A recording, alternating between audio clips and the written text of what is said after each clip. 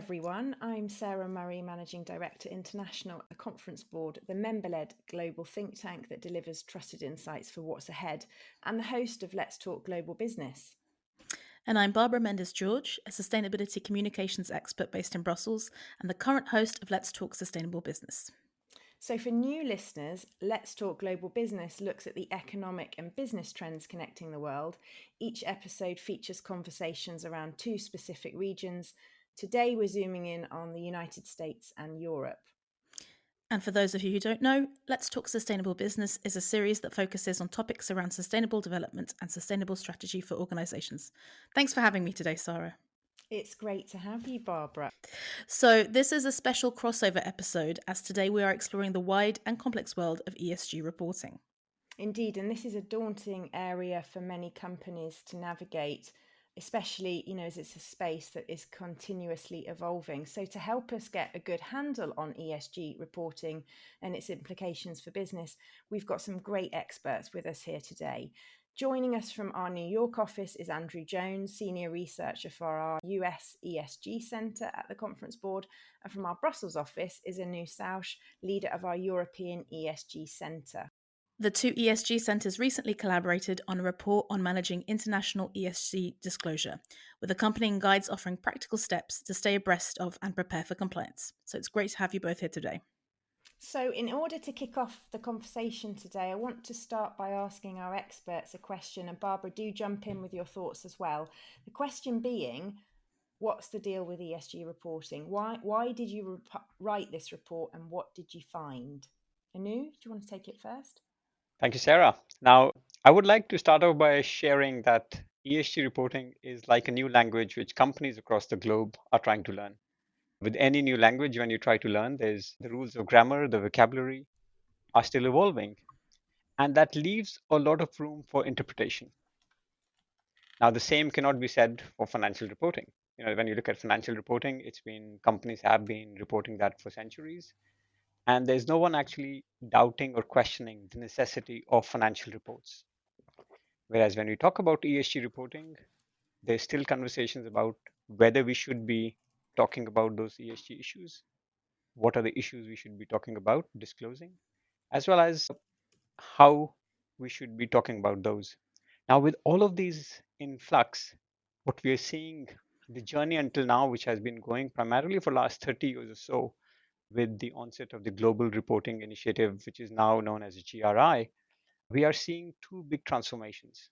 The first transformation is until now, most of the ESG reporting was voluntary, and many jurisdictions across the globe are going towards a regulated, a mandatory reporting regime. So that's number one. The second movement which we see in the ESG reporting is the move towards the so-called words we call about harmonization or standardization, having a single global standard to report on ESG. Now, whether that's happening soon or not is a different thing. But I think when you think about ESG reporting, that's the business landscape we are talking about. Thanks, Anu. Andrew, anything to add?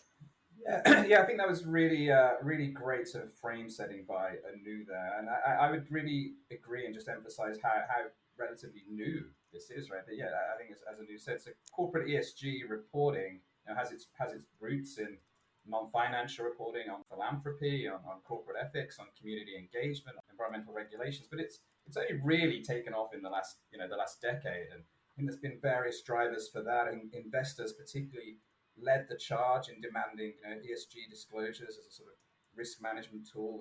And I think, we really wrote this reporting to help companies navigate this landscape, right? To better understand it, sharing some best practices for improving effectiveness and providing some practical steps to stay compliant with various new frameworks or regulations that we'll touch during this podcast.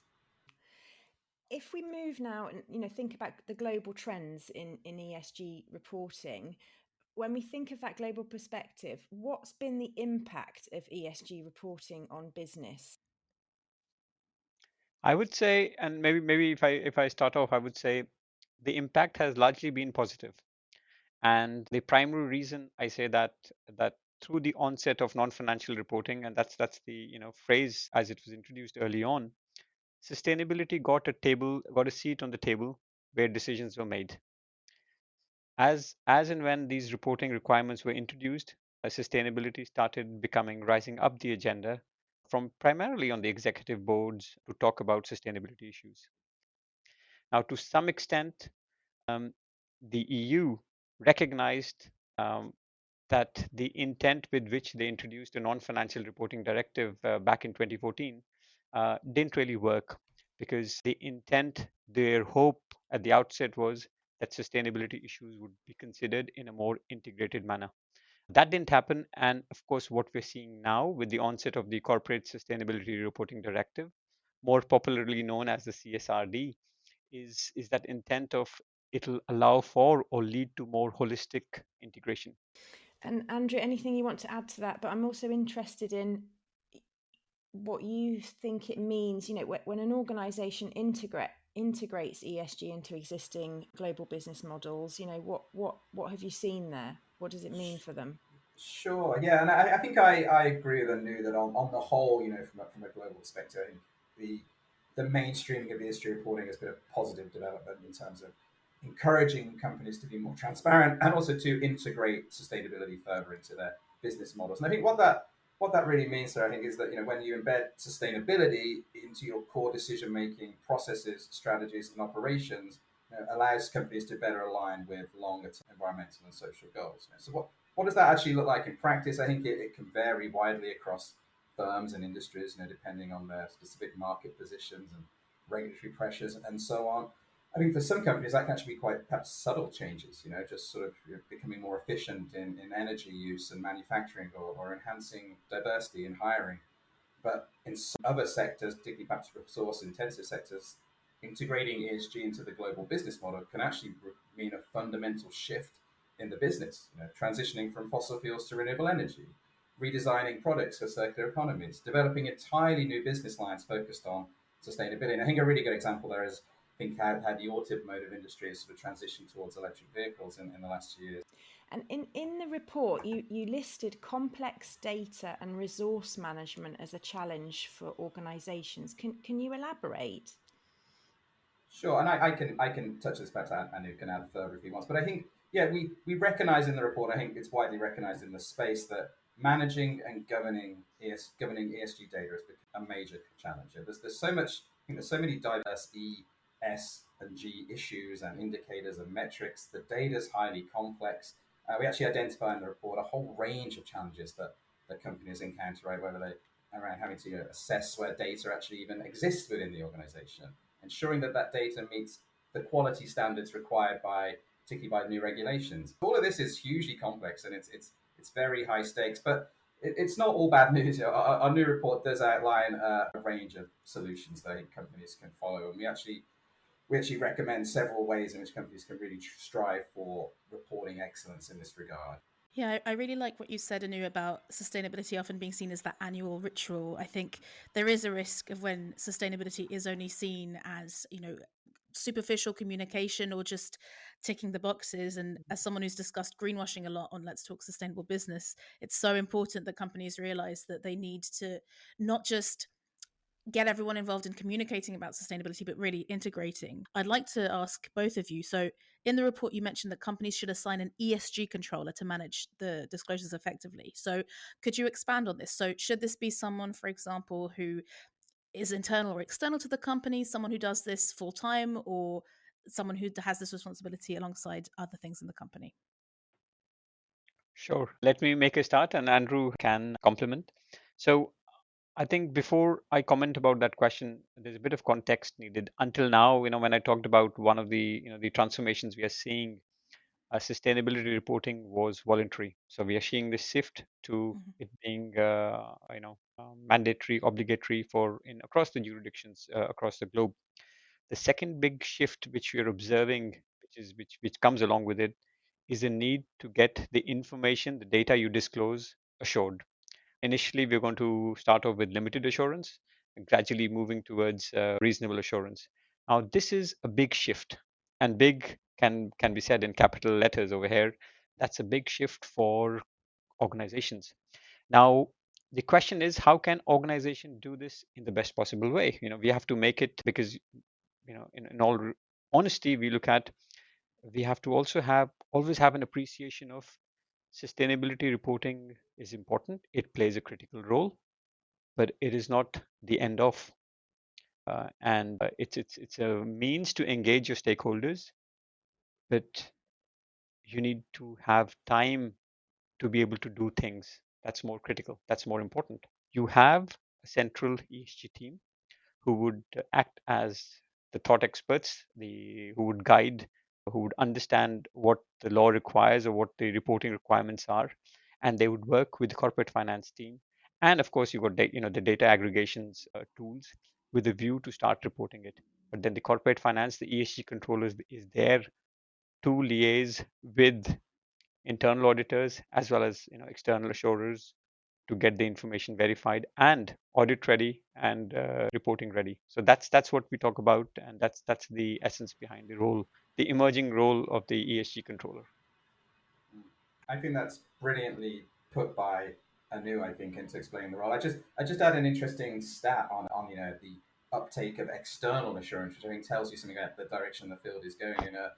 According to our TCB benchmarking platform, which captures a lot of sort of US public company disclosure data, last year about 25% of the Russell 3000, so that's the largest US public companies, relied on external assurance for their sustainability reporting, which was actually a doubling in just the space of about 2 years, and the largest companies are even further ahead. And I think it just sort of shows this rising demand for transparency and accountability, and the increase. I think that you're going to see this increasing emphasis on external assurance here, and also move from limited to reasonable assurance.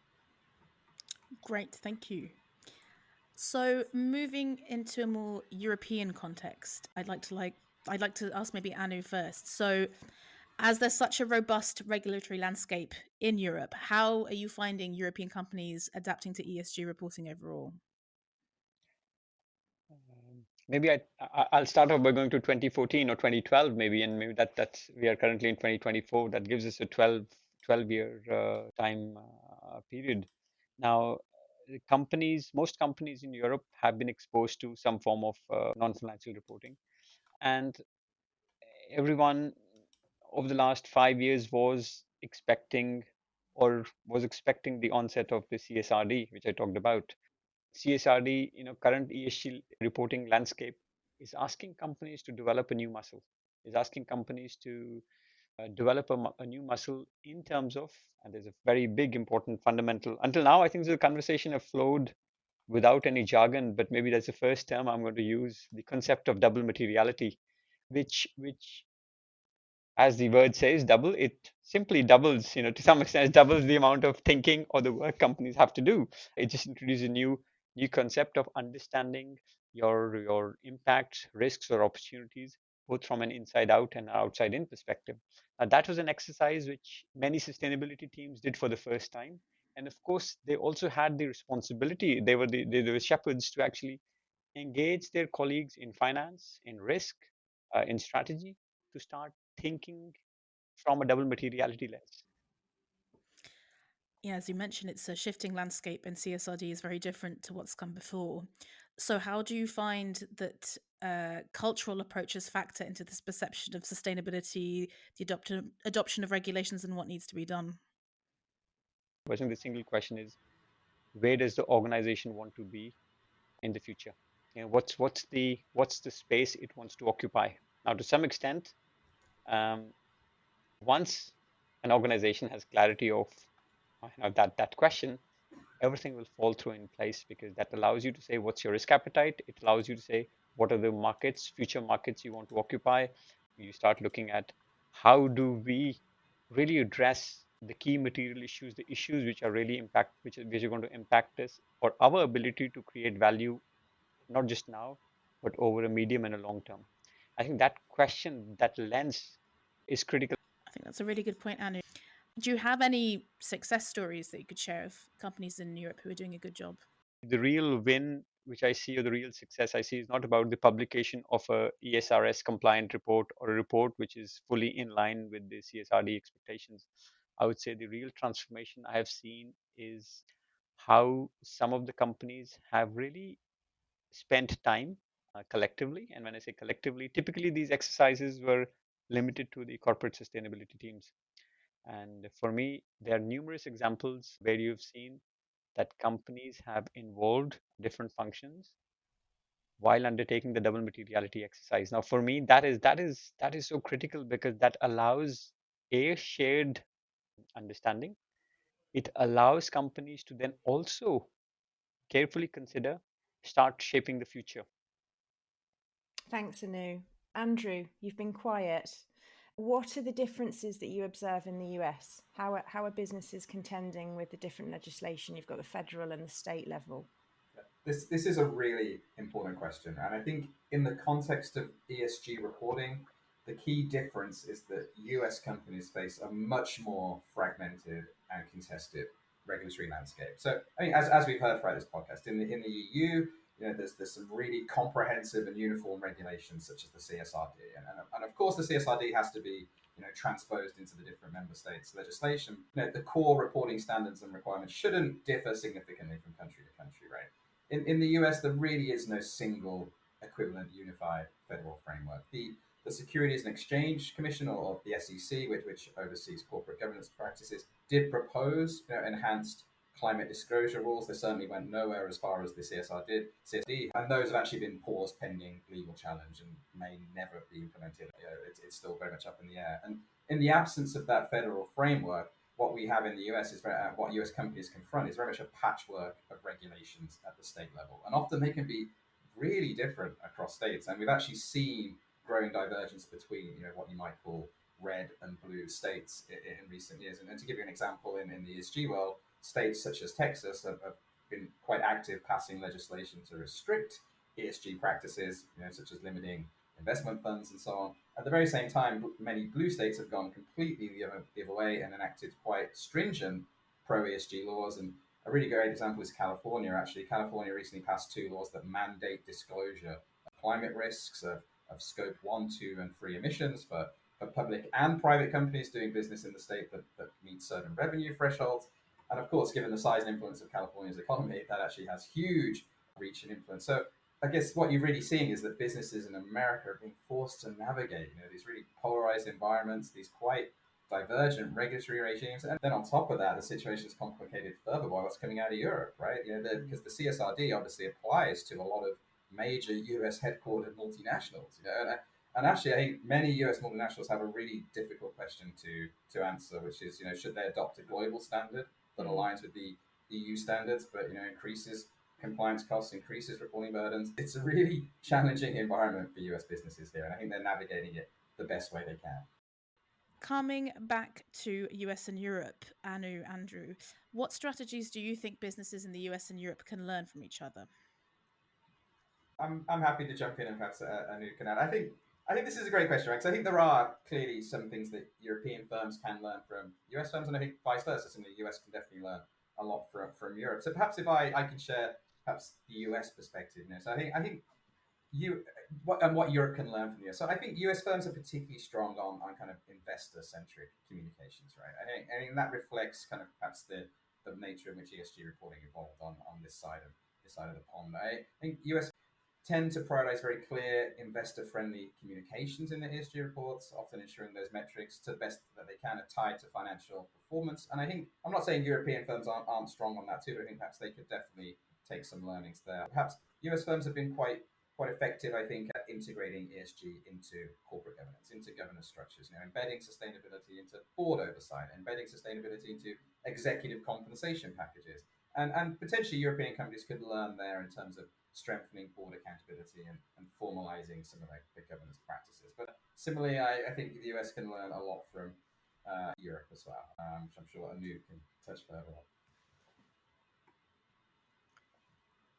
I think so. The principles for what we have observed in Europe, I think, and through this, the report is a culmination of many conversations, roundtables across the Atlantic with members both in the US and Europe.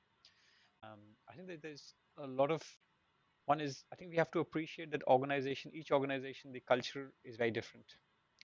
Now, at a principal level, yes, many organizations in Europe have put in a strong governance in place, but also at the same time, many companies have not it has not been elevated that much. It has been limited to or left to the under the ownership of corporate sustainability. I think that that's a key aspect. The other thing which, and we've discussed this with our members as well, the whole notion of the notion of overcompliance. Yes, the law asks, or there's regulation directive for you to disclose certain things. Is there a merit to disclose more? I think that's the fine balance companies need to strike for, that overcompliance may not necessarily be rewarding. Having said that, I think organizations have to become smart to understand that they are responding to, or the sustainability or the ESG reports speak to a lot of different audiences. Where do you see ESG reporting heading in the next 5 to 10 years? I think this is a great question, right? And I think we've been hearing a few of these threads throughout the podcast. I think where the field's going, right? I think you can clearly see a gradual move towards what you might say global convergence. Through regulations such as the CSRD and also frameworks like the International Sustainability Standards Board, the ISSB, which is itself trying to drive harmonization of various voluntary frameworks. And I think this is a really welcome development. Obviously, simplifies compliance, enhances comparability, builds trust. It's very challenging, and I don't think it's going to happen overnight. I think we can be very confident or sure that the demand for ESG information, be it soft or be it disclosure in the form for data, is going to increase. But I think the biggest shift, and Andrew has already mentioned, can we get to a point where 80 or 90% of the disclosures which are similar across all jurisdictions? Can you get to a point, the whole notion of standardization, harmonization? If we get there, it'll be a big win. But I don't know. I don't know whether we can expect that over the next 3 to 5 years or not. I think this has been a really, really interesting discussion, especially the lessons, from the different regions. And I really take away, Andrew, your point about, that investor-friendly communication in the US. Some really good examples for European companies. Not that they don't do it, but again, just comparing and contrasting would be really, really good. And the governance, the effective governance, integrating it into the board, making sure that there's that oversight, it's linked to executive comp, there's board accountability. And equally, I thought, Anu, your point about the US learning from Europe, because Europeans are much more kind of used to it, that there are cultural differences. And there isn't a one size fits all, and that balance between over compliance that might not reward, and thinking carefully about the opportunities that you have. Yes, there's the regulations, but you've got all these different audiences, and so there's a different story, isn't there? There's a different narrative that can inspire employees, that can engage with suppliers, and work with investors, and so a lot of thought could be put into that to really make the most of it, because it's the storytelling where, I think there's different ways to do that versus a 100-page report. And so hopefully in the next 5 to 10 years, there will be more interactive ways to do that. It's not going to go away. It would be really nice to think, wouldn't it, that there's consolidated reporting standards, but I suspect that's going to be a bit difficult. So in the meantime, companies just need to stay ahead of the curve, and they need to adapt and really kind of analyze everything that's going on, and stay really kind of agile, and pivot as quickly as they can. So we've touched upon this topic of my next question, but maybe this can really be the kind of advice giving section, which is, how can organizations effectively communicate and manage the rollout of these ESG reporting initiatives? Again, Andrew, Anu, whichever wants to start, go ahead. So I think one of the key learnings which we've had, and I think I briefly mentioned early on, the shift from the need to having your ESG data assured. And one of the big learnings which companies need to consider is to partner with their auditors, external service providers who are assuring their information. And that partnership at the outset is so critical to start building that understanding, start demonstrating how effective, how companies are putting in effective systems or processes in place to gather ESG information. The other thing which I'll just briefly mention and is around the need to upskill your employees. And I'll begin with your core employees. And of course, I would say, there's a need to upskill all of your employees on ESG/sustainability. But the core reporting team, the core functions, the need to upskill them is so critical, so they can be best partners in this journey. I think that's a really important point on upskilling, and I think as part of this kind of move towards really embedding ESG and ESG reporting into the core business, I think does require kind of building that ESG literacy and fluency across the organization, right? And that could be a complex initiative for sure. So as we wrap up this discussion, let me ask you both one final question. What do you think are the key takeaways for business leaders from this conversation, but also from the report? Andrew? I'm going to try and distill it down to a single takeaway. I think while there is clearly a compliance burden associated with ESG reporting, this is challenging work. It's complex work, as we've heard. It looks different in different jurisdictions. Harmonization of global standards is on the horizon. It's not going to happen overnight, but it is coming. And that ultimately, in the long term, should mean less fragmentation, clearer metrics, and more transparency. And ultimately, therefore, allowing businesses to really focus on what matters, driving sustainable value across the board. I would say that companies really need to carefully determine what's right now and for the future, and this will allow them to embrace the essence of the conversation or the regulations which are being brought in for reporting. Barbara, anything you'd like to add? I think I'd like to add that what Andrew touched upon of optimism for creativity in future. Yes, it is a slog, but there is harmonization on the horizon. And while we're on this journey, use this as an opportunity to do things a little bit differently. Thank you. Well, that brings us to the end of this special crossover episode. You can find Anuj and Andrew's report and guides online at conference-board.org/publications. A special thanks to Will Gottschall and Monge LLP, who sponsored the publication of this report. You can also listen to the entire catalogue of podcast programming from the Conference Board by visiting our website at conference-board.org/podcasts. A big thank you to Anu and Andrew for sharing your insights with us. And of course, thank you to my wonderful co-host, Sara Murray, for having me as a guest co-host today. Thank you, Barbara, and thank you to our listeners for tuning in. Until next time on the Let's Talk series.